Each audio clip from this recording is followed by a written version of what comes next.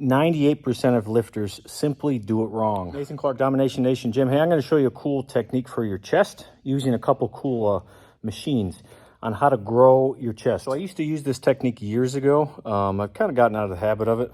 For the most part, I maintain good form, but just really letting go of the weight and going back to this technique in the last 6 weeks or so, I've definitely seen a difference even in that time, just in my upper chest development, just training it once or twice a week. So it's definitely clear, like, to get optimal chest hypertrophy, we need to be able to stretch and contract those fibers through their full range of motion.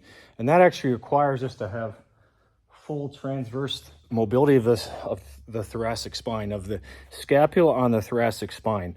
And to assist that, I like to use this technique. So I'm going to show you this cool Southern exercise, true chest. But this is what you can use, just a piece of styrofoam, like relatively soft. Put it right in the middle fold of your back. I got this pad. It's like a Charles Glass Godfather, whatever pad. Pretty simple. I mean, it was like $60 or whatever. Definitely worth it, but you don't even necessarily need this pad, but something like this. And this is the Pulse Fitness Lever Incline Chest Press. I got to show you this thing. I modified this thing. It's awesome. So the simple technique will absolutely work wonders. It has for me. So I drop the weight a little bit. I get this right just below my shoulder blades. So this almost acts like a Parello pad. What it's doing, it's forcing you to keep your shoulder blades back.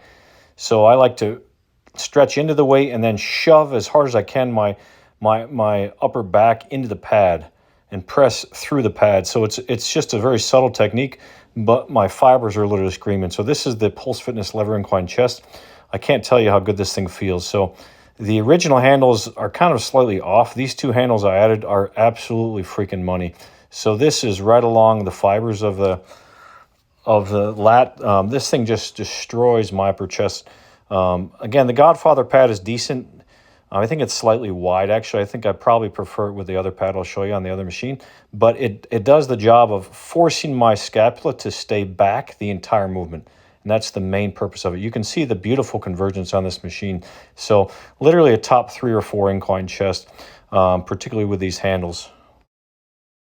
I'm going to superset that with this flat Southern exercise true chest. So again, the same objective is to keep my scapula back, to stretch into the weight and push as hard as I can my upper back above my scapula through the pad and press through the pad. So it's a very subtle technique, but like my fibers are screaming. So this machine with these handles is absolutely freaking money.